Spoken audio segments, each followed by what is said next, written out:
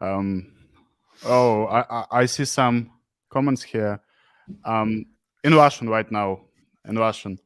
Ребята, мы выходим онлайн, поэтому напишите, как нас слышно, как нас видно, и вы можете задавать вопросы на русском языке, я буду переводить их для нашего гостя. And our followers, you can leave your, Hi how to guys. say, leave your feedbacks on our video and sound quality. Is it okay? Yeah, sure. Just tell me, should I adjust anything? Can you hear me? And is my voice clear? Yep. Yeah. Looks like that. So just let's wait for the comment. Sure. But Philip, crush it, mate. let's do it. So as I see, everything is okay. So let's start. Okay, guys, this is Money Talks. This is Gem People, and this is our first English stream. That's why I'm sorry for my pronunciation, for my accent, for my grammar mistakes. Maybe I will make during this stream, but I hope everything will be okay. And today we have a guy from a really amazing and great project, Li.Finance. Philip, hello. How are you today? Hey guys, nice to meet you. Hey, it's thanks for having me. I'm also this is my first live stream, so I'm as nervous as you are, and I'm German, so not a native English speaker as well. Yeah, that's great. That's why we can do something good. And let's Yeah. start speak about Li.Finance. What is your position in the Li.Finance project? So I'm basically the CEO of the company. Hello? I'm one of the founders, and I'm leading the pack, so to say. So, could you tell me, please, some about your experience before Li.Finance, your cryptocurrency experience? How did you enter this cryptocurrency world? What projects did you do before Li.Finance? Oh, there's a very long answer to that question because I've been starting quite early. When I was like 12, 13 years old, I started with web development and I joined the entrepreneurish track when I was like 15. And then Uh-huh. I had my really first company with 17 and a half with a small funding amount. I was graduating at that time, so I didn't have, it was difficult. And then when I was beginning of my 20s, I met Max. Max is Li.Finance CTO today, and we have been working together for almost a decade. So we spent 6 years building a software as a service in gaming, which was a feedback solution for game engines. So you could integrate us into Unity, into Unreal, and we had a lot of data analysis capabilities we developed at that point. And after 6 years, we kind of stopped working on the project because the gaming industry is quite hard. You have quite an unpredictable customer lifetime value because it's simply game projects are it's either flying or it's simply done. Yeah. And Yep. after got it. that we spent 2 years in biotech, so that was a totally different industry, and we tried Biotech, for it's something with what? What did you do? So we did it. First project was RNA sequence analysis. So basically, what you can do today is you can make DNA and RNA machine readable. The process is called next generation sequencing, and you end up with huge text files, like they are 40 gigabyte big, and then you have to do some data analysis on that, mainly pattern matching. So basically, if you have 10,000 text files with people from lung cancer, and then another healthy one, then you're searching for a pattern in those 10,000 files from lung cancer patients, and you see which pattern is in their genetic mutation and which is not available in the healthy one. And so you can go into oncology and solve problems there. It was a very generalized approach to that. So we dive deeper into immune therapy with neoantigen prediction, which was much more specialized towards immune therapy. But yeah, don't get me started. It's going to be a long story. And then but okay, but it's interesting, it's there really was interesting. there was a great cultural gap between Max and I, coming from the web and then joining biotech. So after 2 years, we kind of stepped down again and searched for alternative industries that are industrying. We ended up building a marketplace intelligence solution for Indonesian online marketplaces. So whoever is familiar with Amazon FBA, so these kinds of merchants merchants offers are also available in Indonesian marketplaces, and Mhm. Amazon is not really big over there, right? It's mainly Shopee, Tokopedia, Bukalapak, Lazada. So we tried to build the same product suite, but we have been way too early. Like merchants over there don't work that much with data. Then we came to crypto by an accident. A friend of mine, he's a YouTuber as well. Oscar is his name, with a Z, and he tries out business models on YouTube. And he came up with that idea to build like the $1 million page. I don't know if you guys remember, it was from 2005, a guy that sold 1 million pixels, right? And we kind of wanted to do that in crypto with NFTs. So we did NFT Hack, which was a hackathon in March with ETH Global, and that was Mhm. our entry in crypto. So quite recently, and that's how we got into crypto. Biological is okay, but just a joke. Game industry told you could make some play-to-earn games right now, and it's great, but you didn't do it because too many trash games in play-to-earn right now with no working product. And okay, but how did you come up with the idea of making Li.Finance? Because as for me, when we found your project, it's not another bridge, but we will speak about it some later. I like the vibe of the finance because all these bridges they look like sorry shit with no UX, with bad design, dark. But when we found the finance, it was really bright and it's cool to use. We decided to make a video, even English video. Our first English video was about the finance. How did That's you nice. find that you have to make refined the idea? Yeah, so it was quite. So I can simply catch on the story I just told. Yep. Right, we did NFT Hack in March, and Mhm. after that, Max and I, we were so pumped because we got so much help during the ETH Global Hackathon, and that was the first time we explored anything blockchain. So then in April there was another hackathon. It was called Scaling Ethereum, and it was all about layer twos, and bridges and interoperability. So the first real topic we actually encountered in blockchain was interoperability. So we met the team of Connext, and the first project we did was visualizing liquidity flow on the Mhm. Connext network. Back then, Mhm. Connext was still a state channel approach, and that was kind of our start. And we found the team super nice, like Arjun and Raul are such cool people, and like we like working with them.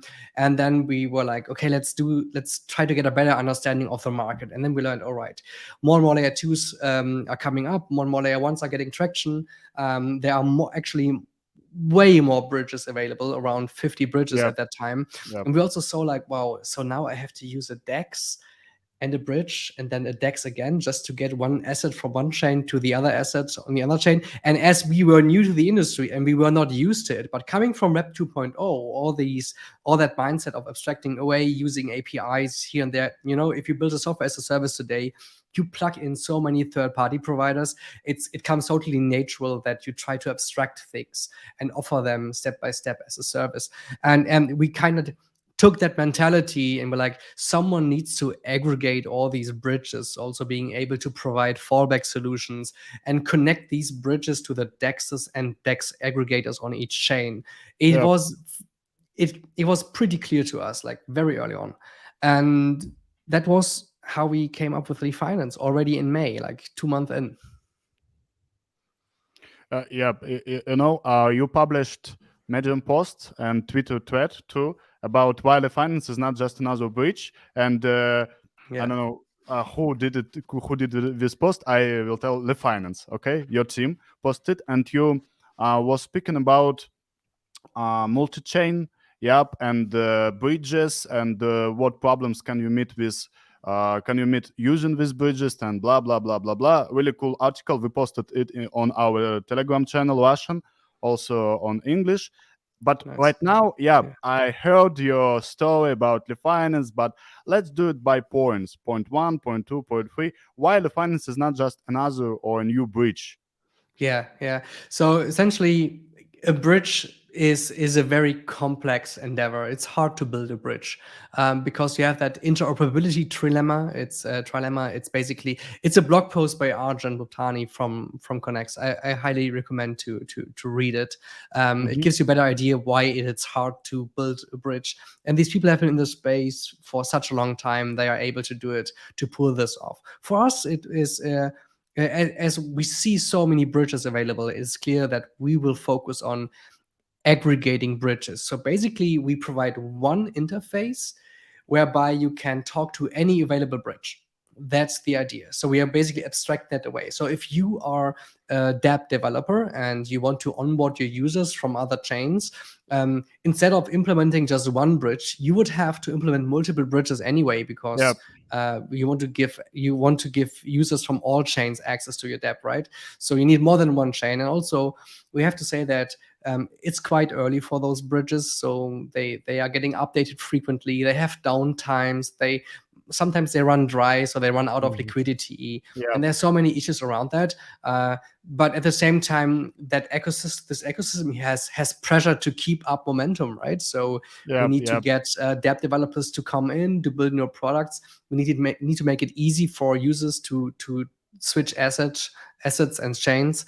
And what you can see on Li.Finance right now is just a B2C showcase. It's essentially just our hackathon result from June. And in the background, we are focusing with a much larger team on our real SDK and widget that's coming out in February. We have we are really focusing on product development and Li.Finance. Thanks. Happy to hear that you like the UX and so on, but this is really just the beginning. It's not really professional right now. It's just a lean approach to get to market, get some attention, and we have a B2C showcase where we can test out our SDK, but it's not more than that. And then we're gonna pivot into a complete B2B company from February on. There will still be, we probably want to move that swap you can see right now on another domain. So it's still Yep. going to be available. It's still like eating our own dog food. We can still test our own technology all the time. But execution wise, it's just a B2B business. Because we don't think that users should go to DEXs or bridges in order to move and switch funds. You know, if you go to an online shop, you don't care about the payment processing. You use PayPal, you use Stripe, and you simply want to put in some details like credit card information, and you want to pay, and you don't care about the payment Yeah. processing in the Yeah. Yeah. background, right? And if we want that ecosystem here to grow up and get the next wave of developers in and building new applications, focusing on their own value propositions outside of financial primitives, then we need to abstract all of that away. You know what? We had Anton Bukov in Yes. Russian. Yep, our Russian member from Moscow. He is so founder of 1inch, and we had a Mhm. stream with him for 2 hours. You know, it's how to say, it's easier for me to understand you speaking English when it was harder for me to understand him because a lot of technical, you know, words and like defy blah blah blah, blah, blah. Okay, I got it. And his story about making 1inch was not the same as yours, but Similar. 1inch is aggregator as Li.Finance. And in our post we told that Li.Finance, okay, how to explain what Li.Finance is. It's like 1inch but not for DEX. It's like 1inch for bridges.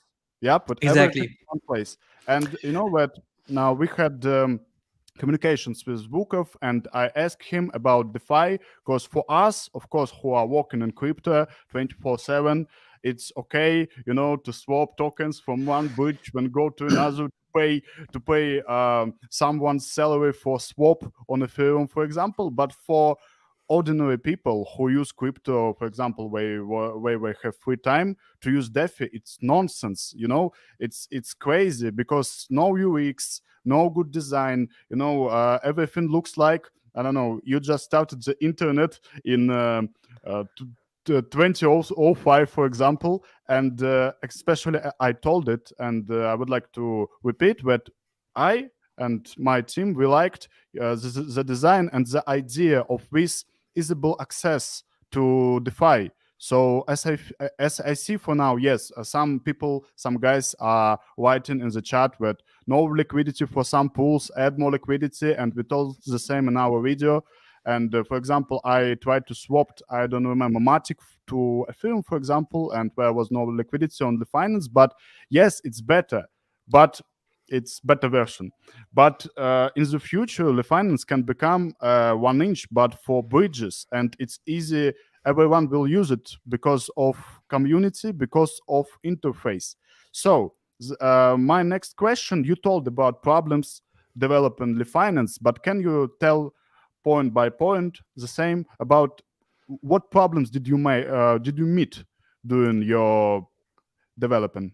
Yeah, maybe let's start one step before that. So first of all, Anton is on our advisory board. So Yeah, I didn't know. yeah. So obviously we needed to get that DEX aggregation know-how on board, and Anton from 1inch as well as Munir from PowerSwap, we took them both on board. Super smart guys. Anton Wow. is super technical, Yeah, and yeah, a great help when it comes to these things. If you just have to throw him a keyword like gas efficiency, and there he starts and just telling you everything about it is super cool.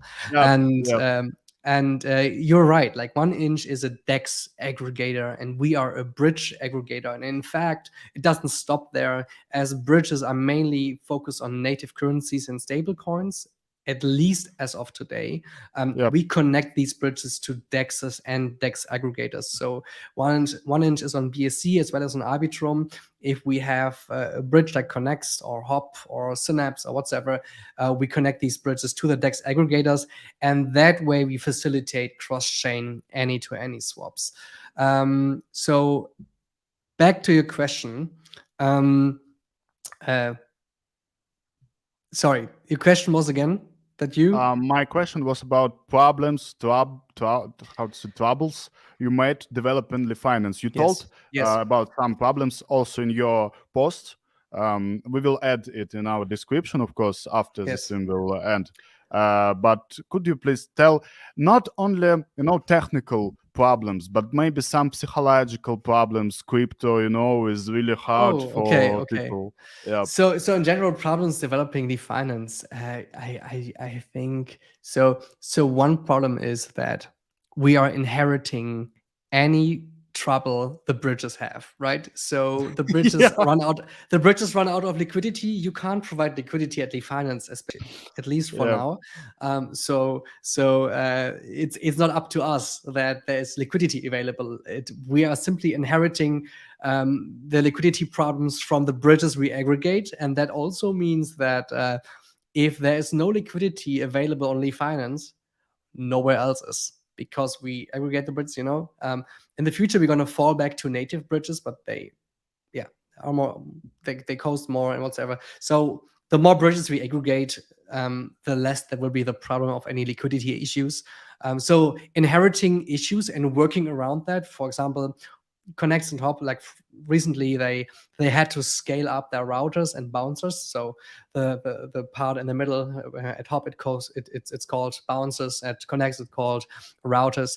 And they had to scale this, so there were new unexpected issues that are coming up, and we have to cover and work around all these edge cases and make sure that we can always provide a nice user experience. And that's what we call ourselves UX maxis, right? We want to yeah, double down on user experience and make yeah. sure that whoever integrates us or uses us has the best experience possible. And this is quite hard because there are so many edge cases we would have never imagined, and it's like every week we see new issues. We have to work around this. We have to refactor our code. It's a lot of maintenance effort, especially also as all the bridges are continuously introducing breaking changes when they update their SDKs, because also again, they are very early, we are very early. And Mhm. another problem that occurred during this year is simply it all happened so fast. Like I was Yeah, building a company in a space where I had literally no experience in. I have to be honest. So I spent my weekends, I spent my evenings reading white papers, catching up with with the 101 of DeFi protocols. It was very exhausting year. We already scaled Li.Finance to 18 people. So from March to December, from 0 to 1, raising a lot of money, building the team, all the legal stuff. We are based in Germany, so regulations and legal stuff, it takes so much more effort. And so many things in parallel. Also, then I spent 4 weeks in Lisbon exploring other ecosystems. So first it was ListCon, then NearCon, Cosmoverse, and Solana Breakpoint. A lot of networking. I met so many smart people, and I always learned so many new things around in these periods of time. And it was just hard for me to balance all these things. So psychologically wise, I really had to focus on structure my schedule, my daily schedule. I'm standing up at 7 a.m. and I work until 11 p.m. And it's just and within I try to fit in my girlfriend and at least sports 1 time a week. So yeah, and getting these things aligned was kind of or still is kind of the main issues, but it's fine. Like I'm getting there. You know, where you told about girlfriend and sport, at least you have it. Because I get it. And no, you told about no experience. And I thought I have such vision that, for example, some people who come in crypto with no experience or little experience, they can make some things better than old people. Why? Because, for example, about cryptocurrency journalism in CYS, Russia, Ukraine, I don't know, Belarus, how to say in English, but everyone got it. Because old journalists, we have some media in in this region, and they are really old, and their visions and their looks on the problem of cryptocurrency are really old. And when someone new come to, for example, DeFi sector as you did, with no experience, but with a wish to do something, it's more better when someone with old experience who tries to, I don't know, put his old garbage from his head on a new world. That's why I got you, because when I entered this cryptocurrency journalism world, okay, it was hard for me too, because I'm in crypto since 2014, but I just used it. I didn't read white papers. I just used Bitcoin and nothing more. But when I came here, it's so hard for me, technical DeFi, NFT, and you just discovered one trend, for example, NFT. And yes, I know everything about NFT. The new one, DeFi. Okay, Yeah. later on, metaverse. Okay, guys, it's too fast. I'm not with Vin Diesel from the film. I'm not a racer to catch you. That's why, yeah, that's good. That's good. And you told about your team, and I had. Oh no, let's leave this question for later. About people who work in your team, but you told me about Anton Bukov. Yep, one ISO founder. And do you have some partners or advisors who help you with Li.Finance and with people, for example? Yeah, Except sure. I mean, except Anton. So Anton and Munir, they are on our advisory board. So the DEX aggregators, we took these guys both on our advisory board. In general, we want to position ourselves as neutral as possible. So we don't favor any DEX aggregator. We don't favor any bridge. We let math decide what's good, what's not, to a certain degree. So there are also some qualitative factors we have to take into account. So if we know, like, there are different security trust assumption and security things, bridges do differently, and we simply try to scale these things manually and grade these bridges based on the security concept in general. But I mean, we have a cap table. We haven't announced our seed round yet, so I can't disclose too many people on there. But I would say you probably know 99% of these people who have invested in us. And we're going to disclose this very soon. Apart from that, I think also what I wanted to say about what you said just before about entering the market. Max, my co-founder, and I, we have such a long history of exploring new ventures, starting new ventures, going in new industries. When you do that for such a long time, you simply have certain processes and and you see certain patterns, and for us it was just very quick to grasp, and we are both very technical, so that's why it was also very easy to understand mechanisms, like how what does change in programming paradigms when things run decentralized, and any in general technical concepts, technical papers. It's for us it was very easy to grasp, and I do believe that made it easier for us to dive into it. Yeah, I think so. Maybe one other person you might know is Ed Zinder. Ed is our Yep. lead Solidity developer. He has his own YouTube channel. It's called What the Funk, and whenever he finds time, and we are making sure he doesn't find too much time. So whenever he finds time, he shares his knowledge about Solidity. So whenever you want to learn anything about Solidity and getting started with these things, Ed's channel is a good resource. One question from the chat, because Mhm. we are ignoring them. Check out the possibility of integrating with ramp network. That will be Yes. amazing. So just a joke from Russian man. It's always funny for me to read ramp. I know that maybe in English it's in Russian we told the ramp. We had platform like Silk Road in Russia called ramp. We told it ramp in Russian. It's really funny for me to read ramp. So check out the possibility of integrating this ramp network. That will be amazing. Yeah, we did already. We are already in touch. So we're talking to all these fiat on ramps. In general, our product roadmap is packed. We have so many great ideas to improve the overall UX of that ecosystem, and yeah, great things to come. Great things, but it's so much work. And we already have a large team of 18 people. 12 of them are developers, 18 and people. yeah, 18 exactly. So 12 of them are developers, and orchestrating all of that, scaling the architecture that we can hire more developers, and yeah, it's just you can only build software at a certain pace, and adding more developers doesn't make it faster. So for now, we have basically put a stop on hiring and simply focus on execution. But yes, Ramp is a great project, like so many others, and we are in touch. Thank you for speaking about team, because I had question about team, and right now I'm going to ask you these questions. You told you have 18 people in your team. So how did you, how to say, collect this team? Who helped you? Or just friends or friends or friends? So how did you do it? So, mixed. We tried almost any channel. So obviously, we brought in some friends from the past, like Matthias and Adrian, two friends of Max and I. We have known for a couple of years. We have been working together a couple of times, and whom we really trust. It's really a no-brainer to work with them, and so that gave us a lot of speed.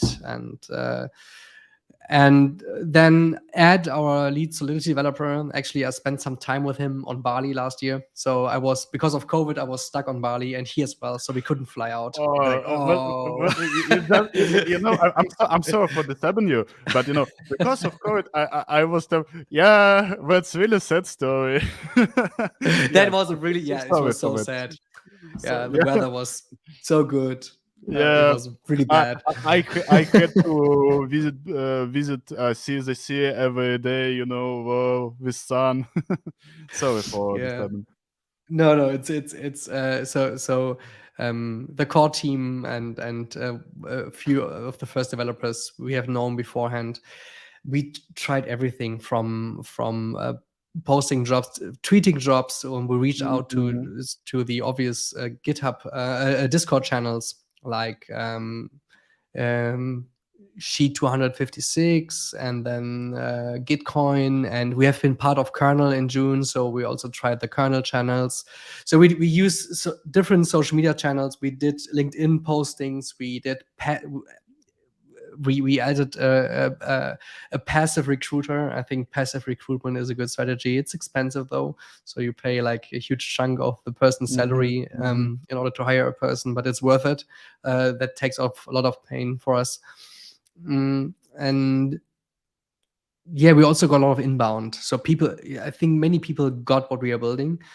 So we had so many people reaching out, writing emails, joining our Discord, asking for a job, writing me on Telegram, and so yeah, recruiting was quite exhausting. Especially in September, I spoke to like 10 people a day, and that for a whole month straight.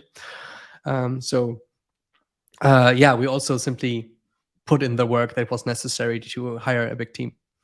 I don't know about the situation in Europe, in Germany, in the USA, but in Russia it's hard to find someone from cryptocurrency because nobody knows about the cryptocurrency. For example, you are looking for community manager. You got some CVs, some portfolios. I don't know, not portfolios. It's not. Sorry, my Russian language sometimes makes mistakes. So you got emails, and yes, I'm great community manager. I worked with, Yandex, for example. It's a copy paste of Google, but in Russia, I worked with this project. Do you know something about cryptocurrency? No, I don't. And and sorry, we cannot hire you. Yeah, that's true.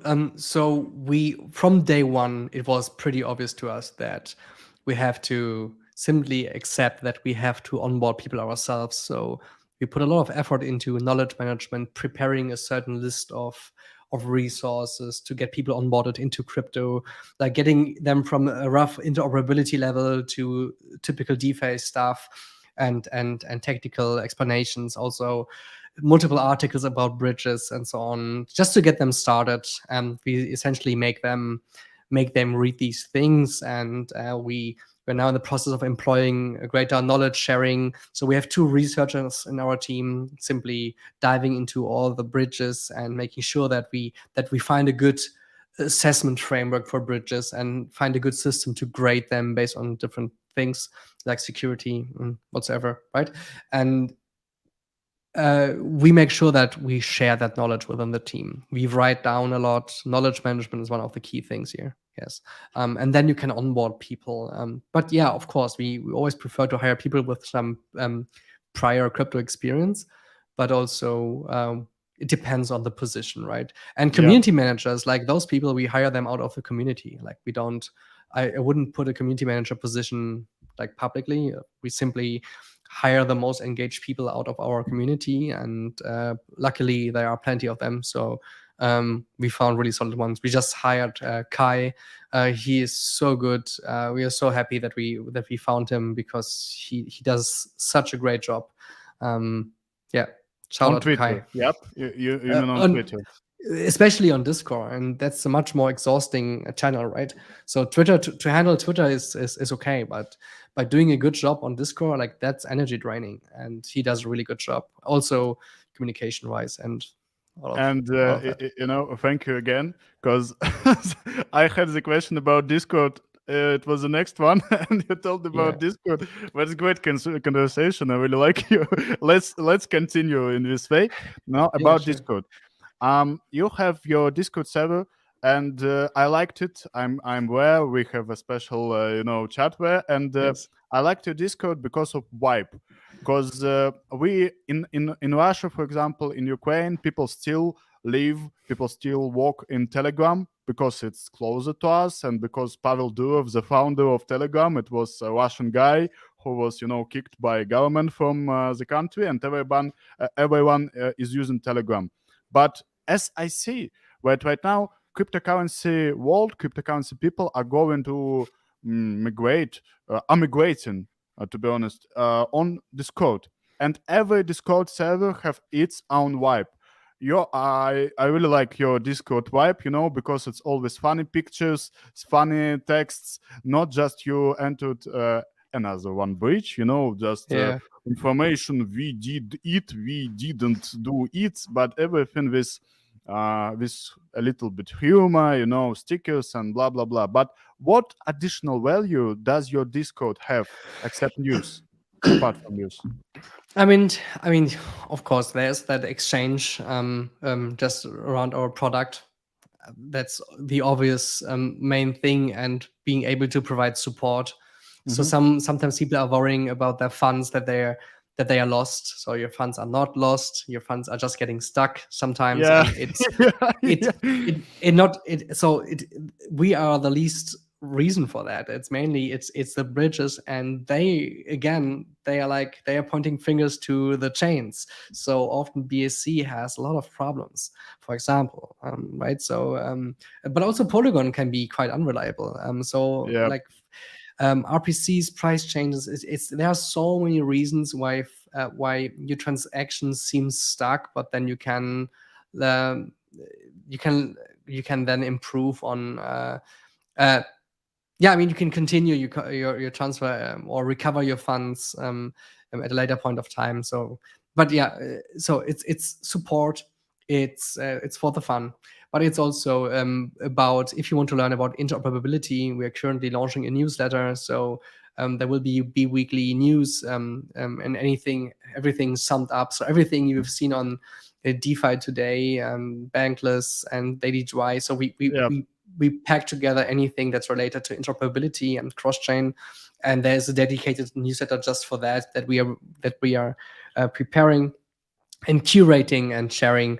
And obviously, yeah, if you want to come chat about any of these interoperability things, obviously those are much more technical topics, right? It's not for everyone, but that's what we do, and we want to position ourselves as the experts in the field. So yeah, come to us if you want to learn, I would say. Yeah, we will leave the link to your Discord in the Please, yes, how to thank say you. below. Follow Yeah. how YouTubers say. I try to be real YouTuber, and really many questions about ZkSync. Did I Yes. tell it right? ZkSync. Yeah, Yeah, great. I already noticed. I have one eye on the chat. Was the Yep, yep, ZkSync? yep. Yes, of course. So it's not the chains we support. It's completely dependent on the bridges we aggregate, and obviously we're gonna aggregate bridges that will bridge to ZkSync. Right now, none of them do, but we know of some projects that are working on these, and that's a nice thing about us. Like we are not only inheriting the bad things, but also the good things. So as soon as one of our integrated bridges is bridging Yep. to ZkSync, like the very same day you will get it on our chain. So just stay tuned, come back, and yeah, follow us on Twitter. We'll get the news as soon as it's available. Like I think between the first bridge supporting ZkSync Mm-hmm. and us supporting ZkSync, there shouldn't be more than 1 or 2 weeks of a time difference. That's what I can And say. okay, you told about your far plans about next year, but could you continue your speech and tell about your plans we can touch this year, for example? Plans for the end of this year, or for which period of time are we talking? For end of this year, for January also. Yes. So we just released our SDK this weekend, so to say, or last weekend. Now a few fixes, but we just released our SDK. So we get our first integration partners lined up, Mm-hmm. integrating simply our SDK without any interface. And then from February on, in February we aim to release our widget. And the widget is really nice because any dApp developer can implement our widget, and users can get to the dApp no matter where they have their funds. They can simply say, I want to buy into this dApp here. I want to deposit my funds. I want to swap. I want to buy that NFT. And they can do this with any asset on any chain they have. And we take on the whole bridging Really process and swapping great. process. So it's going to be really easy. And that's coming in February. February. Okay, okay. I will remember. Of course, Yeah. we are watching Li.Finance Twitter always to take posts to our Money Talks channels. That's why, yes, I hope I'm waiting for my innovation. To be honest, not only to use it but to make a review on it. Yeah. Because our first review on Li.Finance had a little success. Of course. Not millions of views, but people, some Russian speakers, our Russian followers, Russian speaking followers during some political situations. Okay, they knew about Li.Finance from us because we found it and we Hmm. told you, hey, here you can use this bridge way. Oh, cool! and they started. So I'm really waiting for main version and for something we can make a video about, because for me it's Cool. a pleasure, and I feel we have in Russian a word. Okay, I feel good feelings doing such videos. That's why I'm waiting. Okay, that's great. That's great to hear. Thank you, Gretchen. And yeah, some dumb question, really boring question, really Mhm. disgusting question, and question No, no can't be that bad. real journalist should ask, but I will. Yeah. When airdrop for early users? Okay, that's actually a really, really ugly question. I mean, before we can airdrop anything, we would need a token, right?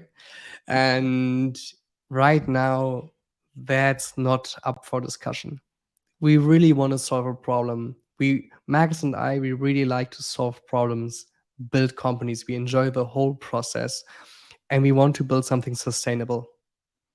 We really want to solve this problem, want to improve the ecosystem. There's so much room for improvement. It's so easy for an entrepreneur to come in, bring in his knowledge and do something for everyone. And that's what we want to focus on.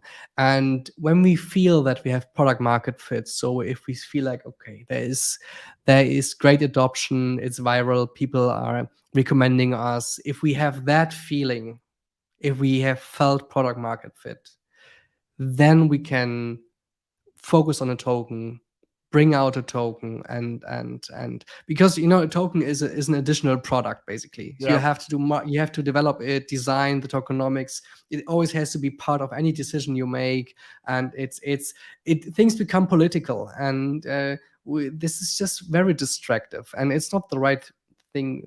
It's not the thing to focus on right now. Right now, it's need to focus on shipping, on execution, on scaling the team, making sure we have the right people on board.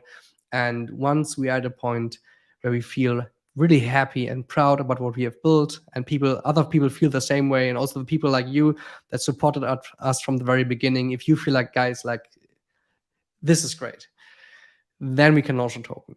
And if there might be an airdrop, maybe not. We saw yeah, with Parastop, for example, they did a really good job in sorting things out and making sure that bot systems are recognized upfront. And yeah, so I think also airdropping becomes much harder if you want to do it in a safe yeah, way. And with yeah. safe way, I mean like in a way that you support, you give back to the people that really supported you. So yeah, it's let's talk in a year, maybe You, earlier, you maybe know, later. really great answer. And I wanted to add, apart from Money Talks, like crypto media, we have Money. It's our crypto tracker. Great, Mhm. crypto tracker. And often people ask us, what about airdrop? What about token? We want to get as early users. And while I was listening to your speech, I remembered Andre Cognier, our phantom, godfather, who made Yes. a cool tweet. I really like Kanye for his way of speaking. He sometimes is rude, but he speaks truth. And he told that when you create your token, nobody cares about your project. You can make he didn't tell these words, but it's for me. You can even make a new space X, but if your token is going down, if your coin is going down, nobody cares. Everybody cares about the price. Nobody cares about your project. And he told, I'm not a speculator, I'm a builder. That's why, for all my cryptocurrency life, I received an airdrop only from 1 inch. That's why I love them. Not only for this, but actually Yes. for me, I saw such questions in the chat, and this question was prepared by me for you. But I want to say that airdrop is okay, but airdrop is a short term, I don't know, way, because people have to focus on project. Because with good project, you can earn as a user of this project even more than just get airdrop here and now and forget about this project. It's my philosophy. Yes. Also, there was a tweet from, I think it was when the ENS airdrop was. I don't know who it was, but he basically tweeted, "We just airdropped a bunch of responsibility," and that was a great tweet because that's it, right? We say we want to decentralize ownership. We want to decentralize companies. But Yeah, that also means that we are decentralizing ownership and accountability and responsibility, right? All these things go hand in hand, and you have to make sure that we reward the right people. So yeah, it's a later problem. It's literally a later problem. yeah, and I got your answer, and right now I just trying to find some questions not about ZkSync and airdrop, but I don't see. For these question you answered. How to say Molengar 1995, if I told it right. Please check the start of the stream. Philip answered your question why Li.Finance is not just another bridge. The most important difference between your project and other what's it was questioned. That's why I think we can ignore it. And okay, let's speak about you. Just let's go to the Yeah, end of the sure. stream. And Sure. you talked about sport, about girlfriend. What hobbies do you do apart from work? Oh, I have plenty of passions I don't find enough time about. I would like to read more. I would like to play the piano more. I like to do yoga, actually. Yeah, So when yeah, I was stuck on Bali, and that came by accident, I was stuck on Bali, right? I told you. So when I was stuck on Bali last year, what they did is they closed down the beaches so you couldn't surf. yeah, So what do you yeah, do on Bali if you can't surf? Like then you're like, like it's too hot to run. I like running as well. I like to go for a run. So I did a yoga teacher training. So all the tourists were gone. The prices fell down heavily. I did the yoga teacher training. It was a really good experience for me, to be honest. And so since then I'm deeper down the yoga rabbit hole. And apart from that, reading, friends, and so on. But as said, I also building companies is my hobby. It's hmm always been. It's my greatest passion to build something bigger than myself. And Li.Finance is a really nice project, and I'm really passionate about it. And when I stand up in the morning, I have to force myself to not start working right away. So that this is one yeah, of the things I try to employ right now, that I don't start working right away, so that I have a slower start in the morning, let that neuroplasticity work and do its thing. And so I'm very conscious about my health in general. This is also a topic I'm quite passionate about, trying to care. I could do more sports. That being said, yeah. but The same yeah. here. So sorry, but some people from YouTube told me that I'm too fat. I wasn't so fat when I started Is that with Russian community? journalism. Okay. Yeah, yeah, yeah, yeah. Yeah. Funny. You're So, not, by the way. thank you. So, Chad, please tell how did you like the stream? I think it was really amazing. Thank you Yes. for coming. Thank you for answering all my dumb questions. It was, yeah. With this handsome man, I'm really optimistic about this project. Thank you. Ale, Thank you. yeah, Ale told it. So the last question, the main question of all our streams, and I tried to translate it from Yeah. Russian into English. I hoped I did it right, and I left some comments on it. If not crypto, when what? If not crypto, one day I want to go back to biotech, bioinformatics, biotech. There are so many problems to solve in there as well. It's much slower than crypto, much different kind of regulations. So data, genetic data, there, especially in the EU, it's really hard. So it's not being good. It's not good being in Germany. Regarding that. But I think biotech would be something I would be really curious about. That topic really hooked me. Like, it was amazing to be in that space.